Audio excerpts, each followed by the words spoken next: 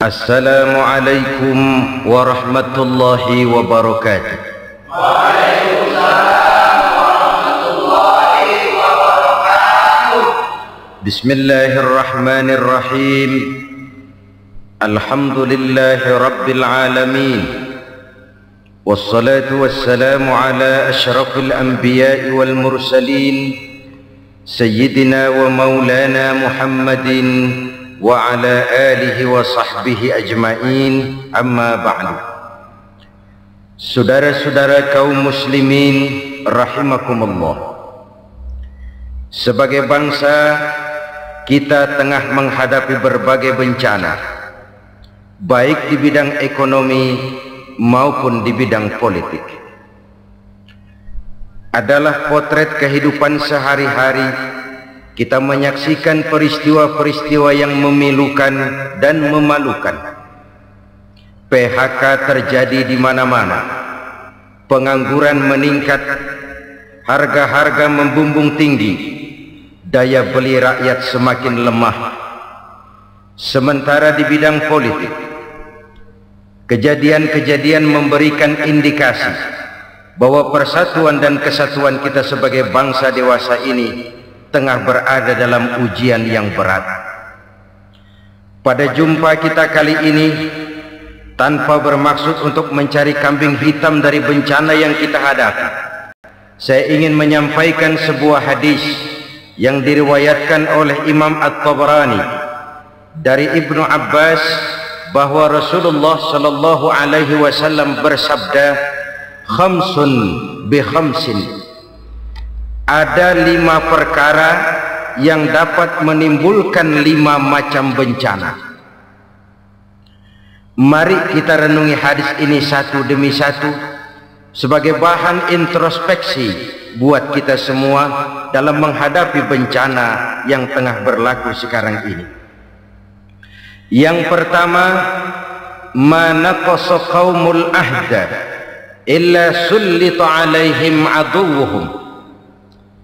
Apabila suatu kaum sudah mengingkari janjinya, maka mereka pun akan dikuasai oleh musuh-musuh mereka. Sederhana saja nampak kalimat dalam hadis ini. Apabila orang sudah mengingkari janji, mereka akan dikuasai oleh musuh-musuh mereka sendiri. Dan musuh kita yang paling utama saat ini adalah kemiskinan dan kebodohan. Kenapa itu terjadi? Karena kita mengingkari janji kita sendiri. Di saat awal-awal berdirinya Orde Baru, kita pernah berjanji untuk melaksanakan Pancasila dan Undang-Undang Dasar 45 secara murni dan konsekuen. Kita berjanji bahwa kita akan menegakkan pemerintah yang bersih dan berwibawa. Itu semua pada permulaannya. Waktu demi waktu berjalan, kita lupa dengan janji yang kita ucapkan itu. Ketuhanan yang Maha Esa kita ucapkan, tapi kesetanan yang luar biasa yang kita lakukan. Kemanusiaan yang adil dan beradab yang kita dengungkan, tetapi kemanusiaan zalim dan biadab yang kita praktekkan. Sederhana saja saudara, hampir setiap pejabat pada posisi-posisi kunci, di awal-awal ia memangku jabatan itu, biasanya ia mengucapkan sumpah dengan lafaz demi Allah, bahwa dalam melaksanakan jabatan ini saya tidak akan menerima hadiah atau pemberian dalam bentuk apapun. Itu pada permulaannya. Lama-lama rupanya hadiah itu asik juga, mulai diterima. Lama-lama dirasa kurang, mulai menagih. Dan akhirnya terjadilah praktek yang disebut suap menyuap, semir menyemir, dan lain sebagainya. Kalau ini sudah menjadi kenyataan, bagaimana kita mau menegakkan pemerintah yang bersih dan berwibawa? Undang-Undang Dasar 45 menyatakan bahwa bumi, air, dan seluruh kekayaan negara dikelola oleh negara bagi sebesar-besar kemakmuran rakyat. Yang terjadi adalah bahwa kita merasa mewakili rakyat untuk menikmati harta dan kekayaan negara, sehingga rakyat banyak tidak bisa ikut menikmatinya. Menumpuklah harta itu sehingga terjadilah pepatah, gunung ditimbun, sumur digali. Yang kaya semakin kaya, yang miskin semakin terpuruk. Kita ingkar dengan janji yang kita ucapkan di awal-awal kita bergerak. Kita ingkar dengan janji pada saat kita mengatakannya dengan menyebut nama Allah, dengan mempertaruhkan nama Tuhan. Sehingga pada akhirnya jabatan pun mengalami tender. Sudah menjadi rahasia umum. Orang mau jadi lurah mesti mengeluarkan uang. Mau jadi camat mesti mengeluarkan uang. Mau jadi wali kota, bupati, bahkan gubernur, itu ada pasarannya. Secara logika, kalau orang memperoleh satu jabatan karena banyak mengeluarkan uang, tentu pada saat ia mengeluarkan uang, ia sudah punya pemikiran, modal pasti pulang, modal pasti kembali. Kalau orang memperoleh suatu jabatan karena banyak mengeluarkan uang, maka langkah pertama yang dia lakukan setelah memangku jabatan itu ialah bagaimana uang bisa kembali, bagaimana modal bisa pulang. Kalau modal sudah pulang, pikiran berikutnya bagaimana supaya dapat untung. Lalu kapan mau bekerja untuk kepentingan rakyat? Itu nomor 18. Kemudian kalau ada proyek-proyek besar, pertanyaannya ialah bukan apakah proyek ini bermanfaat bagi rakyat, apakah proyek ini layak untuk diteruskan, tetapi yang jadi pertanyaan paling utama ialah bagian saya berapa duit dari proyek ini. Kita bisa lihat proyek, mega proyek lahan 1 juta hektar di Kalimantan Tengah, triliunan rupiah, dan proyek itu gagal.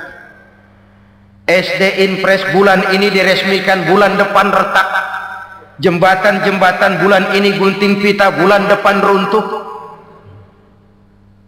Kita ingkar dengan janji. Kita berkata kita bekerja untuk kepentingan rakyat, tapi kita tidak pernah mengenal rakyat itu. Apabila suatu kaum sudah mulai mengingkari janji, maka mereka akan dikuasai oleh musuh-musuh mereka. Akibatnya tersusunlah barisan-barisan sakit hati yang makin lama makin menjadi bola salju, menggelinding membesar, dan kemudian terjadilah hal-hal yang tidak kita inginkan lagi. Apabila suatu kaum sudah mengingkari janji, maka mereka akan dikuasai oleh musuh-musuh mereka. Ini penyebab bencana yang pertama. Kita tidak konsekuen. Tadinya kita dengan lantang teriak-teriak berantas korupsi, ganyang korupsi. Pada waktu kita belum mendapat kesempatan.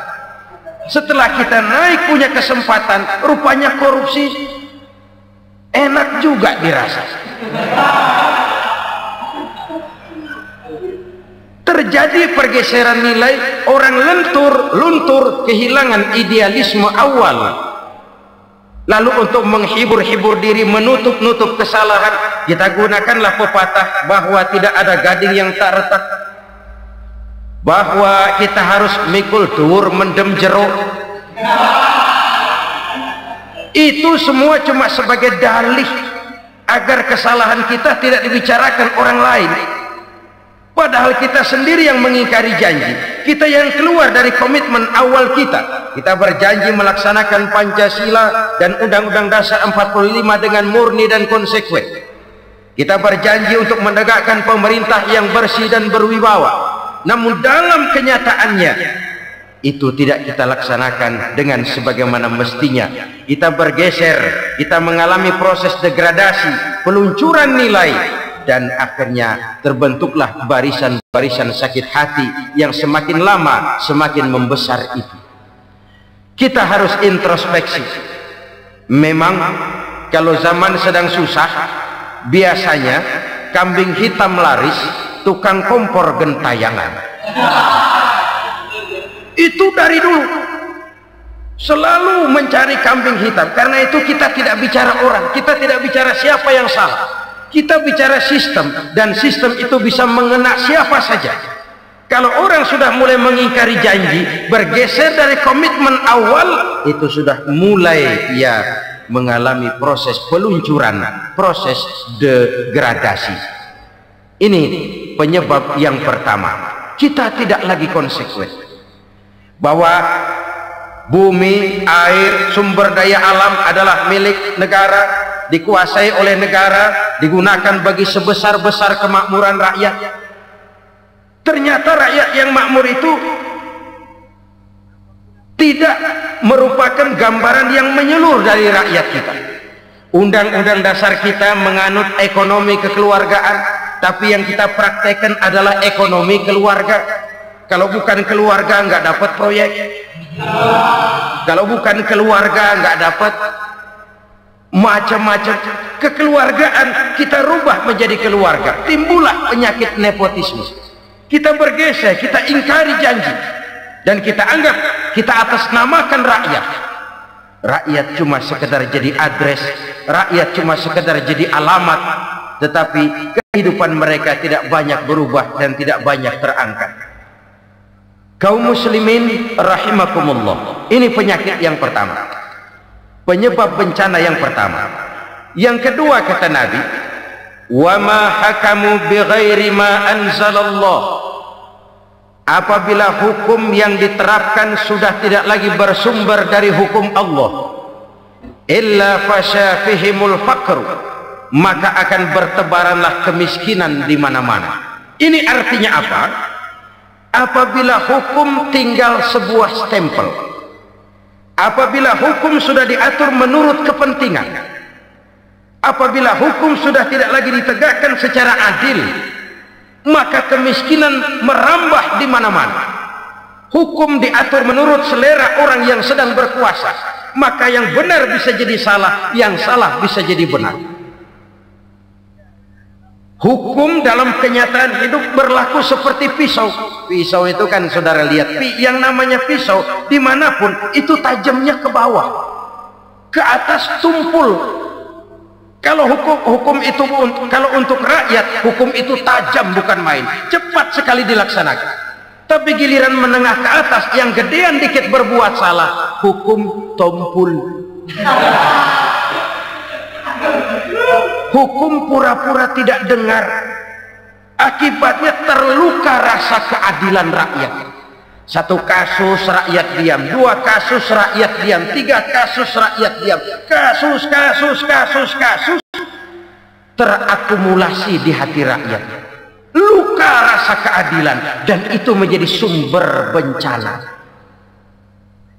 Penjarahan kita tidak setuju itu, tapi kita harus melihat kausalnya. Itu kan tidak berdiri sendiri, itu kan karena terlukanya rasa keadilan rakyat melihat kesempatan ini tidak merata. Kalau rakyat ini yang ngajukan kredit ke bank, walaupun jumlahnya cuma jutaan, ratusan ribu, susahnya 17 setan. Tapi ada orang-orang tertentu yang agunannya palsu, jaminannya palsu, bawa kata belece, bukan cuma miliaran, triliunan kredit bisa keluar. Terluka rasa keadilan, hilangnya kesempatan. Rakyat cuma dapat kesempitan, jarang dapat kesempatan. Dari lukanya rasa keadilan ini, memang ya entah lipstik, entah basa-basi, dibentuklah tim ini, dibentuklah badan pengawas ini, dibentuklah tim ini. Kalau membentur tahu, hancur tahu. Tapi kalau tim yang dibentuk membentur karang, bukan karangnya yang hancur biasanya, timnya yang bubar. Kenapa? Yang dibentur batu karang yang sangat keras. Kita main-main dengan hukum, kita tidak konsekuen dengan hukum, luka rasa keadilan, dan itu terakumulasi. Edi Tamsil, rakyat tahu, terakumulasi, menguap begitu saja. Kasus-kasus lain rakyat tahu, menguap begitu saja. Ketidakadilan terakumulasi, mengendap di hati rakyat, menunggu ledakan. Pada saat sumbu meledak, rakyat tidak bisa dibendung lagi. Oke, kita tidak setuju dengan penjarahan, tapi jangan melihat itu sebagai peristiwa yang berdiri sendiri. Kenapa itu terjadi? Kausalnya kenapa? Oke, kita tidak setuju memang, tapi yang dijarah oleh rakyat kan memang cuma untuk perut. Yang dijarahkan beras, yang dijarahkan televisi, yang dijarahkan kulkas yang masih bisa dihitung, yang memang real untuk kebutuhan rakyat. Penjara berdasi kepala botak yang menguras uang rakyat habis-habisan, enak saja melenggang dalam kehidupan ini. Makin terluka rasa keadilan rakyat. Apabila hukum yang diterapkan sudah menyimpang dari keadilan yang diajarkan Allah, fasyafihimul fakru, bertebaranlah kemiskinan. Aneh, memalukan, memilukan. Sebuah negara agraris yang katanya pulaunya hijau royo-royo, Gemari Palau Jenawi Toto Tentem Kertora Harjo, yang tahun 93 pernah mendapat penghargaan dari FAO, Badan Pangan Sedunia, sebagai negara yang berhasil dalam swasembada pangan. Sekarang ini kita terpaksa betul beli beras dari Vietnam, beli beras ke Kamboja, beli kedelai dari Kamboja. Kenapa? Lahan sawah kita habis ditanami pabrik. Teknologi kita, teknologi loncatan yang non-applied, tidak terpakai oleh kita.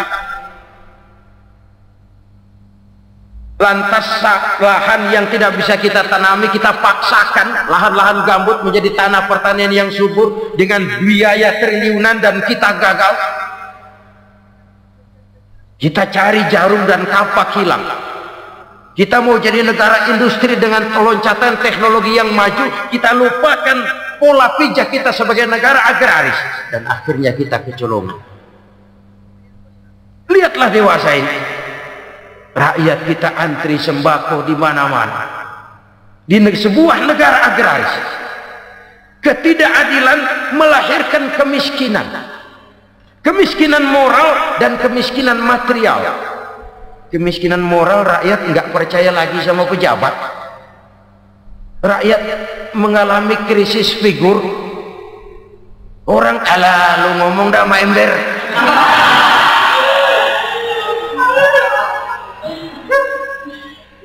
Penataran yang menghabiskan biaya miliaran itu melahirkan pejabat-pejabat korup.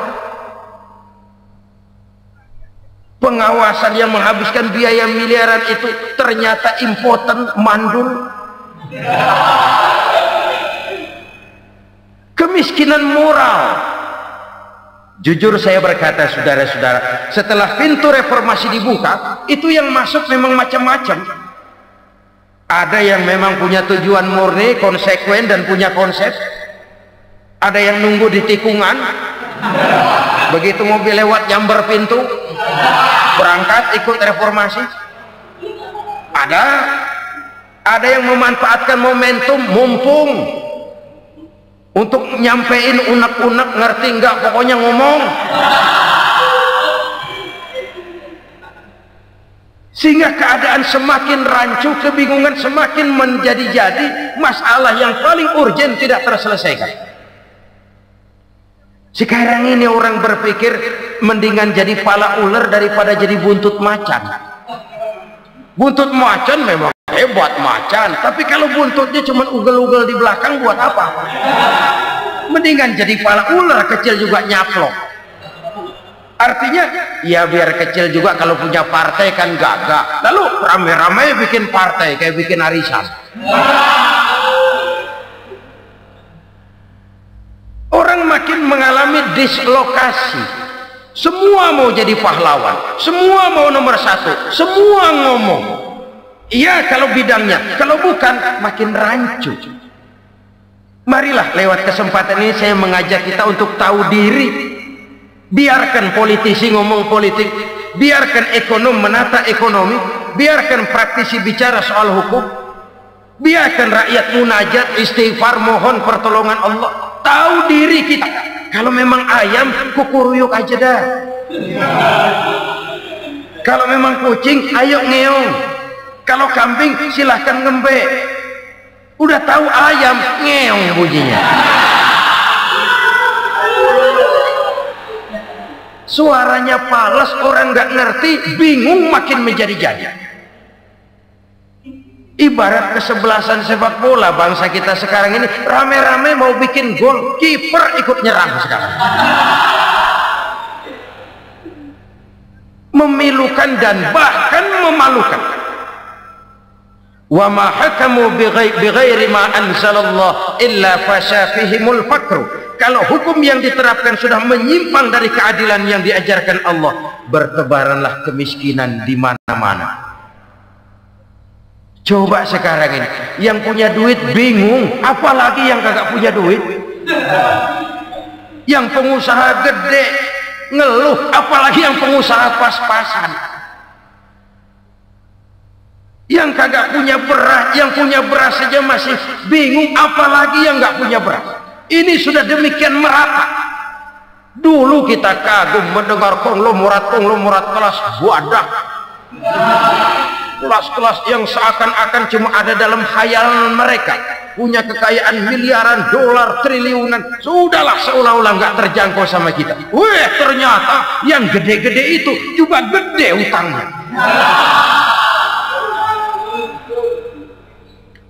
Dan rontok satu demi satu. Ternyata rakyat selama ini cuma dialamatkan, cuma dijadikan address. Rakyat yang tidak banyak ngerti persoalan ini harus menanggung hidup ini begini berat, harus menanggung beban hidup ini begini tinggi, daya beli semakin lemah, semakin terpuruk dan terpuruk, sedang keadaan belum juga banyak berubah. Yang hutang sama luar negeri itu kan bukan rakyat kecil, Ciano. Yang banyak nyimpen dolar juga kan Ciano. Rakyat kecil bocah kampung mah jangankan nyimpen dolar, ngelihat juga tumben. Kemana kita mesti bercermin? Sekali lagi saya mengatakan maaf, kita tidak bermaksud mencari kambing hitam. Karena itu kita tidak bicara orang, kita bicara sistem, kita bicara keadaan. Beginilah yang dikatakan Nabi, penyebab timbulnya bencana, hukum yang ditegakkan tidak lagi berorientasi kepada keadilan, tapi berorientasi kepada kepentingan. Akhirnya bentuk hukum seperti pisau, tajam ke bawah, tumpul ke atas. Hukum cuma buat rakyat kecil, tetapi kelompok menengah ke atas kadang-kadang kebal dari perlakuan hukum. Maka bertebaranlah kemiskinan. Iya, kemiskinan moral berupa lukanya rasa keadilan. Kalau rasa keadilan terluka, orang kan nunggu kesempatan, saudara. Iya, dia nggak bisa ngomong, iya dia nggak sanggup action, iya dia nggak bisa tunjuk rasa, tapi hatinya kan kapan ada kesempatan, kapan ada waktu, tunggu. Hatinya mesti begitu, sehingga begitu ada kesempatan terjadilah hal-hal yang tidak terhindarkan. Dan itu ekses, bukan reformasi. Jangan seperti sebuah dialog saya dengan seorang abang beca. Saya bertanya, bang, ya, abang tahu nggak reformasi? Tahu, Ustaz. Apa? Pembakaran. Terus penjarahan, lalu perkosaan. Itu reformasi. Itu yang saya lihat. Nah, itu yang dia lihat.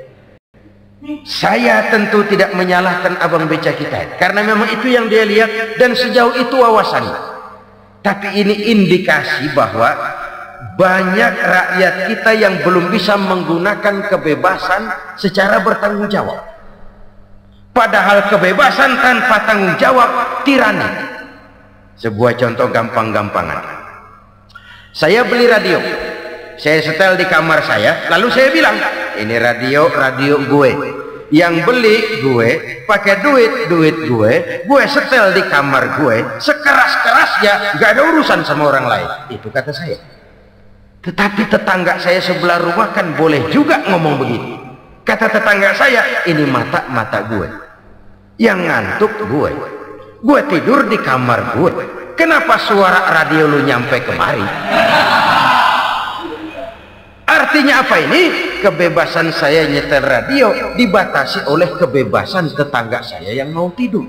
Tidak ada kebebasan mutlak. Kebebasan mutlak tanpa tanggung jawab, kembali akan melahirkan tirani, kembali akan melahirkan pemaksaan kehendak. Dan itu lagi-lagi bukan demokrasi.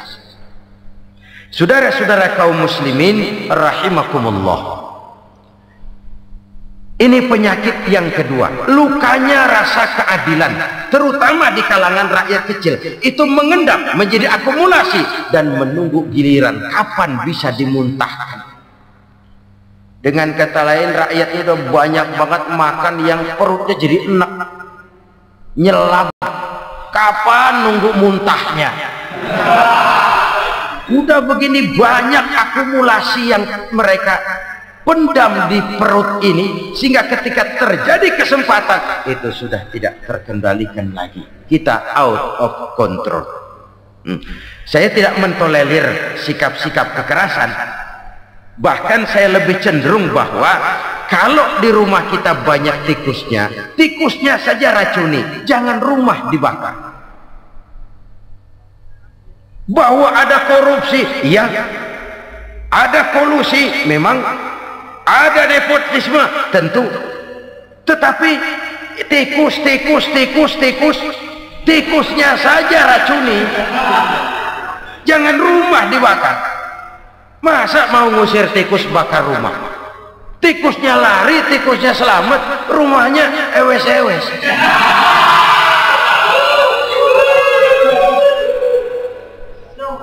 Tikus selamat, rumah nggak punya, masalah nggak terselesaikan dengan sebagaimana yang kita harap. Kita sepakat ini negara hukum, dan di hadapan hukum semua manusia itu sama. Itu prinsip yang diajarkan Allah. Al-musawat bainan nas fi takalifil ahkam. Semua manusia sama dalam berhadapan dengan hukum Allah Subhanahu wa ta'ala. Kalau hukum sudah pandang bulu, itu jelas yang enak yang banyak bulunya. Siapa yang banyak bulunya? Monyet. Kalau hukum pandang bulu, monyet keenakan. Saudara-saudara kaum muslimin rahimakumullah, introspeksi. Mari kita bercermin bagaimana perjalanan hukum selama ini. Kalau introspeksi ini kita temukan, lalu ada upaya untuk memperbaiki diri. Jangan menggunakan tak ada gading yang tak retak, mikul duwul mendem jero untuk menutupi kesalahan orang. Padahal kesalahan itu sedemikian besar. Padahal rakyat kita tiap hari antri sembako. Ada yang sehari sekali makan, ada yang makan sudah bercampur tiwul, ada yang nasi sudah dicampur pisang, balik jadi orok lagi. Macam-macam upaya rakyat untuk menangsal perut ini. Lalu rakyat ditenang-tenangkan, lebih baik puasa Senin Kemis sambil menghadapi krisis ekonomi. Kenapa rakyat yang disuruh puasa? Kenapa bukan pejabatnya yang puasa lebih dulu untuk kemakmuran rakyat? Kalau rakyat yang memang perutnya udah gepeng disuruh puasa, makin krempeng perutnya. Artinya pejabat harus punya sense of politics. Ya, tidak, puasa itu kan tidak cuma Senin Kemis saja. Puasa itu puasa perasaan, puasa menghargai perasaan yang sedang kondisi yang sedang dihadapi oleh rakyat. Bagaimana rakyat yang tengah antri sembako melihat pejabat lewat dengan mobil yang harganya sampai 1 miliar. Oh, inilah pemimpin saya. Luka lagi rasa keadilannya. Kita tidak tenggang rasa. Puasa dalam artian itu pun akan menolong menegakkan semangat kebersamaan, membentuk semangat kebersamaan. Saudara-saudara kaum muslimin rahimakumullah, penyebab bencana yang ketiga dikatakan oleh baginda Nabi, wala dhaharat fihimul fahishatu illa fasha fihimul maut. Apabila kekejian telah merajalela, maka maut bertebaran di mana-mana. Kita renungi butir kalimat dalam hadis ini. Apabila kekejian telah merajalela, maut bertebaran di mana-mana. Begitu murah arti sebuah kehidupan. Penjarahan untuk hal-hal yang kecil tapi sampai mengorbankan nyawa. Apabila kekejian sudah terjadi di mana-mana, maut pun bertebaran. Maut dalam arti berpisah ruh dengan jasad, tapi juga maut dalam arti orang bisa mati karirnya, orang bisa mati usahanya, orang bisa mati kesempatannya karena perbuatan-perbuatan keji yang selama ini tidak terbendung. Lahirlah teori mafia. Siapa yang kuat dia yang berkuasa, siapa yang lemah dia menjadi mangsa. Proyek-proyek besar yang menang tender itu ya dari itu ke itu saja. Yang pengusaha-pengusaha tidak punya koleksi, koneksi, tidak bisa bayar komisi, dapat proyek tetelan.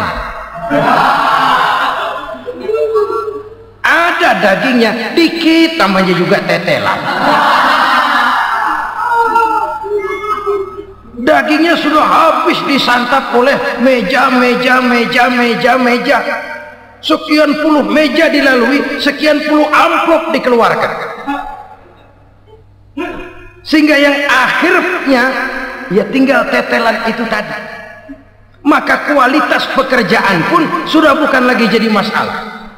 Demikianlah mafia-mafia ini bermunculan di mana-mana. Di pengadilan terkenal mafia pengadilan. Hukum bisa dibeli, hukum bisa dipesan menurut kebutuhan sponsor. Mafia peradilan, mafia politik, mafia ekonomi, bahkan mafia agama yang menggunakan agama sebagai kedok, menggunakan agama sebagai dalih, menggunakan agama sebagai topeng untuk melancarkan maksud-maksud politiknya pun tidak tertutup kemungkinan. Apabila kekejian telah merajalela, maut bertebaran di mana-mana. Korupsi, kolusi, nepotisme itu bagian dari kekejian. Kita selama ini kalau mendengar maksiat, itu yang terbayang cuma judi, mabuk, zina. Ya itu maksiat. Tapi korupsi, kolusi, nepotisme itu juga maksiat dalam bentuk lain. Kalau ini sudah bertebaran, maka maut terjadi di mana-mana. Jangan bayangkan cuma mati orangnya, itu sih kewajiban. Yang menyakitkan itu orangnya masih hidup tapi dibikin mati, karirnya mati. Kenapa? Karena yang diperlukan bukan cuma orang pinter tapi orang taat. Biar pinter, kalau nggak taat minggir. Biar bodoh, kalau taat bisa nyenangin atasan, bisa nyemur. Kumaha juragan wae ayo nama. Itu yang kadang-kadang dapat penghargaan. Tidak ada prestasi kerja kecuali bikin senang orang di atas. Kita lihat di desa-desa jalan rusak. Kalau ada berita pejabat anak mau turun, jalan rata sekali. Sampai tanah dari mana aja dikeruk buat ngeratain tuh jalan. Pejabat pulang legok lagi jalanan. Katanya kita kerja buat rakyat, nyatanya kita cuma melayani atas. Kenapa? Terjadi lingkaran setan. Seperti kata lagu Dul Sumbang itu. Mahasiswa takut sama dosen, dosen takut sama dekan, dekan takut sama rektor, rektor takut sama menteri, menteri takut sama presiden, presiden takut sama mahasiswa. Lah muter balik lagi, lingkaran setan, lingkaran setan. Saudara-saudara kaum muslimin rahimakumullah, kekejian yang merajalela, praktek-praktek mafia yang tertuang dalam kehidupan sehari-hari menyebabkan orang mati karirnya, jasad masih hidup, karir mati, itu menyakitkan. Mati bisnisnya. Rakyat kecil pernah senang ketika cengkeh booming, harganya bagus, rakyat banyak yang pergi haji. Lalu mau ditata, lahir tata niaga cengkeh, malah amburadul. Harga cengkeh jatuh, petani cengkeh kecil menjerit. Siapa yang untung? Segelintir orang. Masihkah kita pakai atas nama rakyat untuk kepentingan nasional, padahal yang nyanyi cuma segelintir orang? Masihkah kita mau bohongi rakyat ini dengan mobil nasional tapi bikinan Korea? Masihkah kita mau bermain verbalisme, bermain kata? Ini sebuah masa lalu yang tidak perlu terulang lagi untuk masa-masa yang akan datang. Kekejian merajalela, orang mati karier, bisa mati usaha, mati bisnis. Usahanya maju, dirangkul, hancur. Usahanya maju, dipukul, hancur, tenggelam. Bahkan yang memilukan dan memalukan badan-badan usaha milik negara itu dikebiri sedemikian rupa sehingga tidak menghasilkan hal-hal yang bermanfaat buat negara. Saudara-saudara kaum muslimin rahimakumullah, kalau nafsu yang sudah mengatur itu semua, maka kekejian pun merajalela. Orang sudah pakai teori mafia, yang kuat dia yang menang, yang kuat dia yang berkuasa, yang lemah silakan minggir di sudut-sudut kehidupan. Kalau kekejian seperti ini merajalela, maut bertebaran di mana-mana. Banyak orang mati kariernya, banyak orang mati usahanya, banyak orang mati imajinasinya. Sekarang ini dalam dunia seni yang banyak karyawan seni, bukan seniman. Seniman itu kan dilahirkan, lain seniman, lain karyawan seni. Sekarang yang banyak karyawan seni, bukan seniman. Mati karier, mati imajinasi, mati improvisasi, sehingga kehidupan persis sinetron. Sinetron itu yang kita lihat rumah mewah, yang kita lihat rumah bagus. Gak pernah kita lihat di sinetron kita ini rakyat antri sembako.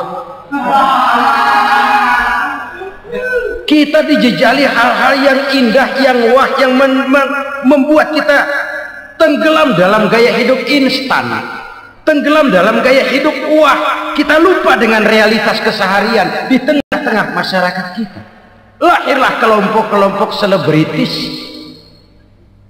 dibesarkan oleh berbagai media. Selebritis pilek aja masuk koran, pilek.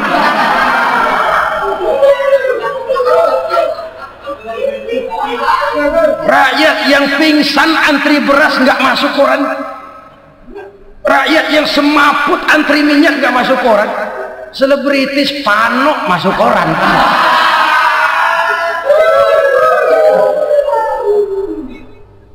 Kita besarkan hal-hal kecil, kita kecilkan hal-hal besar.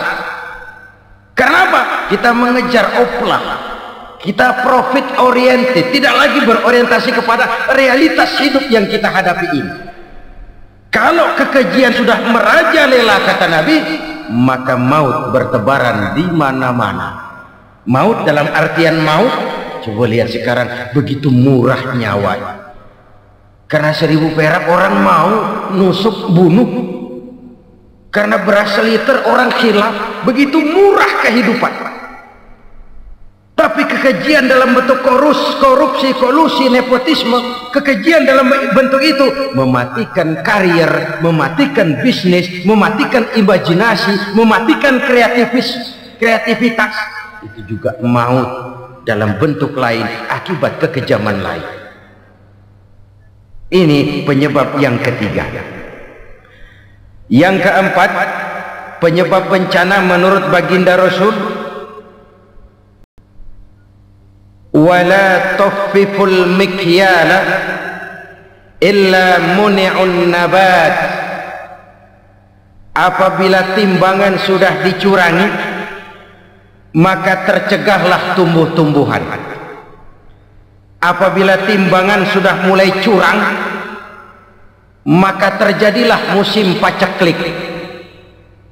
Apabila bisnis sudah bergaya mafia tadi itu, kecurangan-kecurangan terjadi, tender di balik pintu, Yang dimenangkan cuma kelompok-kelompok yang bisa memberikan presentasi yang besar. Muni'un nabat, terjadilah paceklik.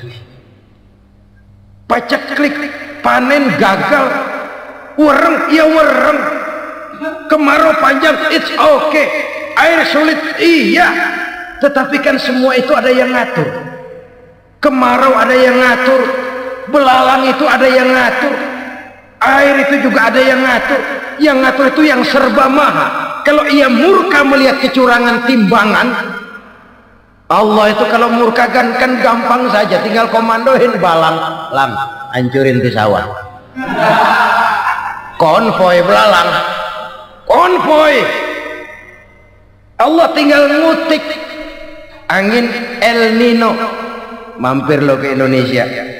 Hujan nggak turun-turun, kemarau panjang.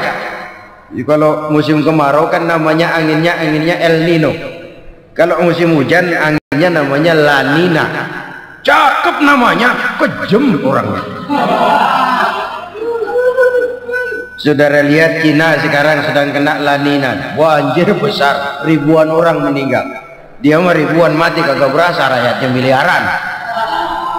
Bangladesh lagi ngalami La Nina, India lagi ngalami La Nina. Angin, hujan, kemarau, belalang itu kan ada yang ngendaliin. Kuncinya bukan di belalangnya, kuncinya bukan di peredaran matahari berputar, kuncinya di atas yang mengatur semua itu. Kalau timbangan sudah mulai curang, pengusaha sudah nggak mau jujur, apa nggak bikin perut jadi mual? Begitu rakyat antri sembako pingsan nggak dapat beras, sementara beras ditumpuk-tumpuk sampai membusuk. Kemana hati nuraninya? Kemana akal pikirannya? Kemana mereka yang berbuat atas nama rakyat tapi melihat rakyat susah tidak tergerak hatinya? Apabila timbangan sudah mulai dicurangi, bisnis sudah mulai melenceng, maka terjadilah paceklik. Sebuah negara yang berhasil dalam swasembada pangan, lalu sekarang menjadi negara yang rakyatnya antri untuk memperoleh kebutuhan pangan. Saudara-saudara kaum muslimin rahimakumullah, ini intinya adalah kecurangan. Kalau kecurangan sudah terjadi di mana-mana, dan ini milik siapa saja, bukan soal tempat, bukan soal jabatan, soal manusianya, SDM-nya. Kecurangan tidak cuma terjadi di kantor, di masjid bisa terjadi kecurangan. Korupsi tidak hanya bisa terjadi di kantor, di madrasah bisa ada korupsi. Faktor manusianya, ini soal SDM. Kecurangan yang besar tentu besar lagi kerugiannya. Kecurangan yang kecil, kecurangan sehari-hari, pedagang-pedagang kecil ngurangi timbangan, barang yang buruk dikatakan baik, yang baik dikatakan buruk, itu merugikan perorangan. Kecurangan yang besar merugikan bangsa dalam bentuk total, dalam bentuk seutuhnya. Nah, kecurangan-kecurangan seperti ini rakyat kan lihat, rakyat kan tahu, dan itu kembali terakumulasi di sini, pegel. Dan jangan lupa, rakyat yang nggak ngomong itu, rakyat yang nggak bersuara itu, batinnya menjerit, jeritannya menggoncang aras, dan itu didengar Allah. Yadullah fauqal jamaah, kata Nabi, tangan Tuhan di atas orang banyak. Jeritan hati rakyat menggoncang aras. Rakyat yang terlalu banyak dizolimi, rakyat yang terlalu banyak dirugikan, ya rakyat yang terlalu banyak di atas namakan, menjerit batinnya, menggoncang aras, dan Allah bisa menggerakkan apa saja untuk membuat satu situasi. Allah bisa menggerakkan apa saja untuk membuat satu situasi. Saudara-saudara kaum muslimin rahimakumullah, ini faktor yang ketiga, timbulnya kecurangan. Faktor yang keempat maksud saya. Yang kelima, penyebab timbulnya bencana menurut baginda Nabi, wala muni'uz zakat wala muni'uz zakat illa hubbisa anhumul qatr. apabila zakat enggan dibayar, maka tercegahlah qatrun. Qatrun ini kalau bahasa kita sembako. Maka tercegahlah kebutuhan-kebutuhan yang kita perlukan. Ini, kita tidak meragukan bahwa yang kita tuju adalah masyarakat yang adil dalam kemakmuran dan makmur dalam keadilan. Nah, antara kemakmuran dan keadilan ini memang sering tidak bisa berjalan seiring. Pada saat kemakmuran kita kejar, ekonomi kita pacu, ada nilai-nilai keadilan yang tertinggal. Pada saat nilai keadilan kita tegakkan benar-benar, ada unsur-unsur kemakmuran yang terabaikan. Oke, kita bisa mengatakan kasus. Oke, kita bisa mengatakan itu sebagian kecil. Tapi kalau sebagian kecil, lama-lama kan jadi sebagian besar. Oke, kita mengejar kemakmuran. Pertanyaannya, kemakmuran untuk siapa? Oke, kita berikan kelompok tertentu kue yang besar dengan harapan nanti dia bagiin kuenya kepada yang kecil-kecil. Tapi kenyataan mereka yang dapat kue besar akhirnya malah lupa diri dan lupa daratan. Mau makin besar, malah memeras yang kecil-kecil ini. Sekarang kan yang kecil modali yang besar. Ramai-ramai buka bank, ternyata kamuflase. Uang banknya untuk kredit perusahaannya sendiri. Nasabahnya rakyat kecil. Artinya apa? Rakyat kecil disuruh modalin orang yang udah gede. Ini karena sambar geledek urusan.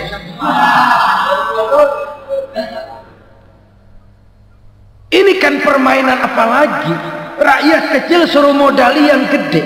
Nasabahnya rakyat kecil, kumpulkan uangnya di bank, kucurkan kredit kepada perusahaannya sendiri. Bukankah itu rakyat kecil suruh modali yang gede?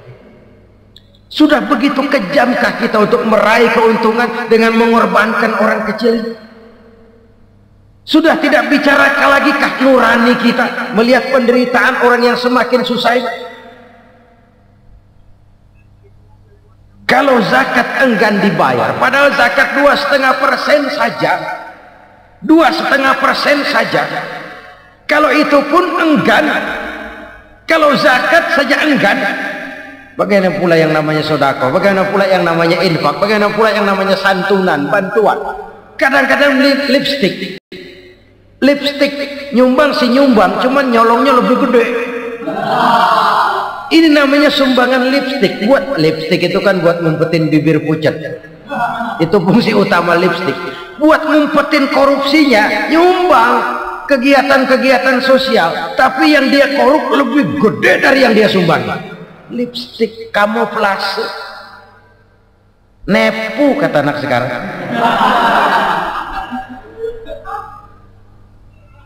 Saudara-saudara kaum muslimin rahimakumullah.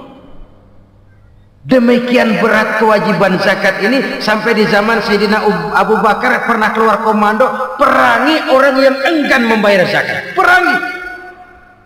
Karena fungsi zakat adalah menjembatani antara si kaya dengan si miskin. Bahwa ada kemiskinan itu Qur'ani. Allah menyatakan, aku melebihkan rezeki sebagian kamu dari yang lain. Ini kan kesenjangan. Allah melebihkan rezeki sebagian kamu dari yang lain. Ada itu. Tetapi itu berjalan secara nature. Nah, kalau direkayasa, yang kaya semakin kaya, yang miskin semakin terpuruk, yang sudah besar dapat proyek besar, yang kecil dapat tetelan. Ini kan rekayasa namanya. Kesenjangan yang direkayasa ini yang kita harus kikis. Nah, fungsi zakat menjembatani dari sisi sosial.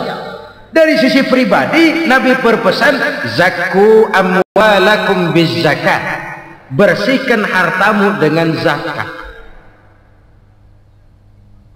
Sekarang ada istilah nyuci uang. Uang hasil korupsi itu bisa dicuci, dijadikan uang bersih. Bukan pakai rinso, bukan. paket politiknya koruptor diolah sedemikian rupa sehingga jadi uang resmi, sudah memutik. Itu termasuk yang disebut kejahatan kerah putih, white collar crime, kejahatan kerah putih, kejahatan pakai dasi, kejahatan kelas kakap. Makanya orang mendingan goblok kagak bener daripada pinter kagak bener. Goblok kagak bener itu gampang ngurusinnya, pinter kagak bener ini yang berabe bener ngurusinnya.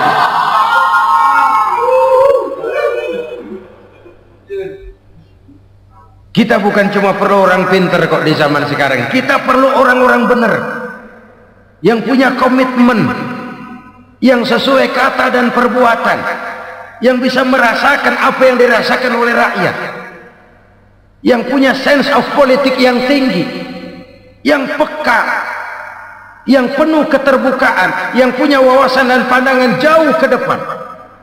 Dari sisi pribadi, zakat itu membersihkan harta kita. Ya, dia tercampur dengan yang syubhat, dia bahkan mungkin tercampur dengan sedikit-sedikit yang haram.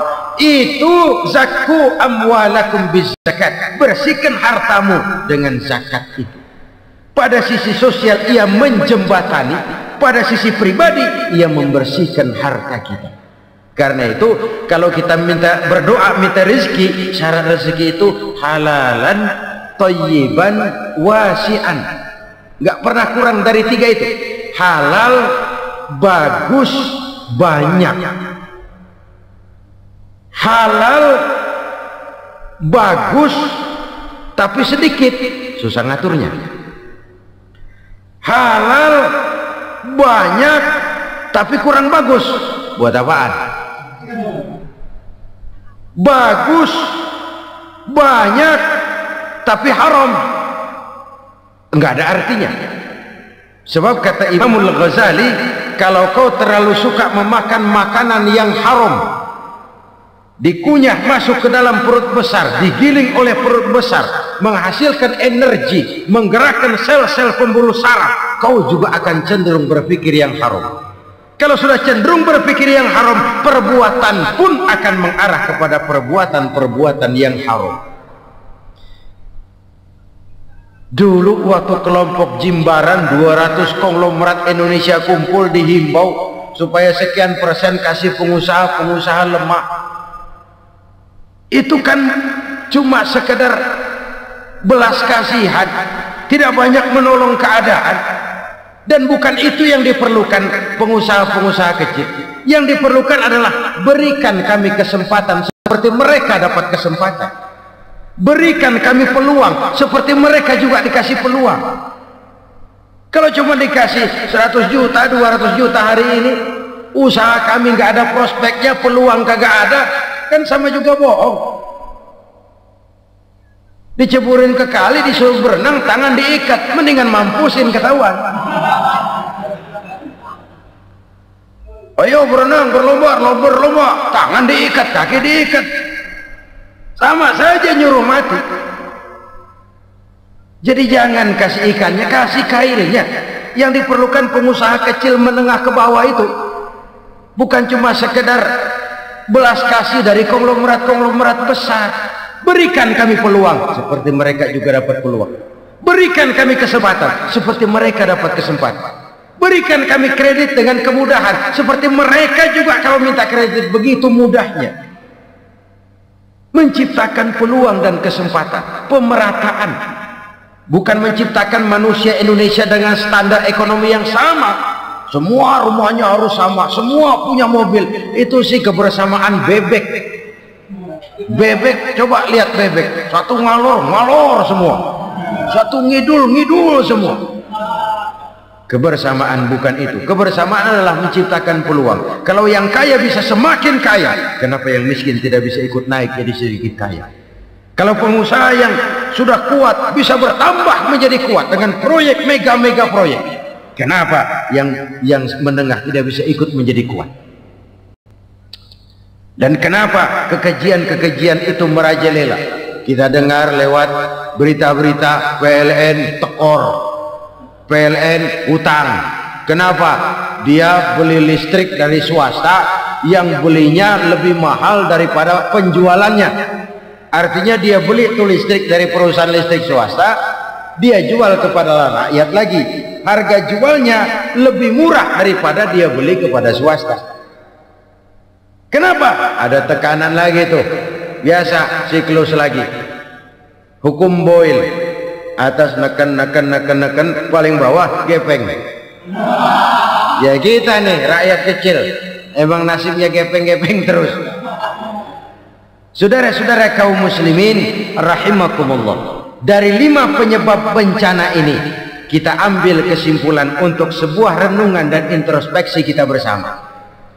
Pertama, mengingkari janji, padahal janji itu yang lebih tinggi nilainya adalah di hadapan Allah Subhanahu wa ta'ala.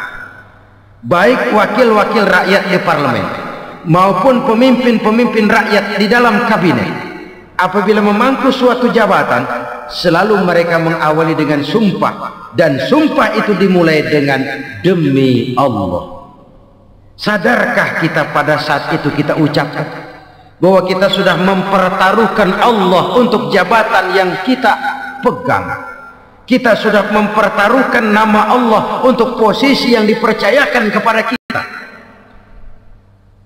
Sadarkah kita bahwa menyia-nyiakan itu satu dosa yang sangat besar, yang tidak hanya kepada Allah tetapi juga kepada rakyat yang kita wakili, kepada rakyat yang kita pimpin. Cukuplah sudah rakyat dijadikan adres, umat dijadikan alamat sebagai numpang. Marilah kita kembali kepada komit awal dengan jujur kepada janji kita sendiri. Lalu yang kedua, kekejian, baik berupa korupsi, kolusi, nepotisme, dan perbuatan-perbuatan lain akan melahirkan kemiskinan. Kekurangan pangan bukan satu-satunya yang menyebabkan rakyat menderita. Lukanya rasa keadilan terakumulasi di hati rakyat, dan jeritan hati rakyat mengguncang aras. Kalau Allah murka, Allah bisa melakukan apa saja untuk menciptakan suatu kondisi. Faktor yang ketiga adalah praktek mafia menebarkan maut. Orang yang mati jasad dan rohaninya, maupun orang yang mati karirnya, mati kejujurannya, mati usahanya, mati imajinasinya, hilang kreativitas kita sebagai bangsa. Faktor yang keempat, kecurangan-kecurangan di bidang usaha, di bidang tender, mengandalkan menjual kekuasaan. Dan memang repot kalau penguasa jadi pengusaha. Mau atau tidak mau, kebijakan-kebijakan kekuasaannya akan memperkuat jaring-jaring usahanya, dan pada saat itu objektivitas sulit ditemukan lagi. Lalu yang kelima, keengganan membayar zakat, menumpuknya kekayaan negara pada kelompok-kelompok tertentu. Ini akan melahirkan paceklik yang berkepanjangan. Menumpuknya kekayaan dan harta negara pada kelompok-kelompok tertentu akan melahirkan paceklik dan miskinan yang berkepanjangan. Marilah kita sadar, marilah kita merenung bahwa keengganan kita membayar zakat, menciptakan pemerataan, pada akhirnya akan menjadi musibah buat kita semua. Saudara-saudara kaum muslimin rahimakumullah, sekian dulu jumpa kita kali ini. Mudah-mudahan yang saya sampaikan dari hadis riwayat Imam Tabrani ini menjadi bahan introspeksi buat kita semua. Tidak akan seorang muslim jatuh 2 kali di tempat yang sama. Semua merupakan pelajaran untuk kita jadikan introspeksi guna menata hari esok yang lebih baik daripada hari ini. Reformasi harus terus berlanjut, tidak bisa dan tidak perlu dikendalikan, tapi harus tetap dengan landasan akhlakul karimah sesuai dengan budaya kita sebagai bangsa. Terima kasih atas perhatian saudara, mohon maaf atas segala kekurangan. Jumpa lagi lain kesempatan insyaallah.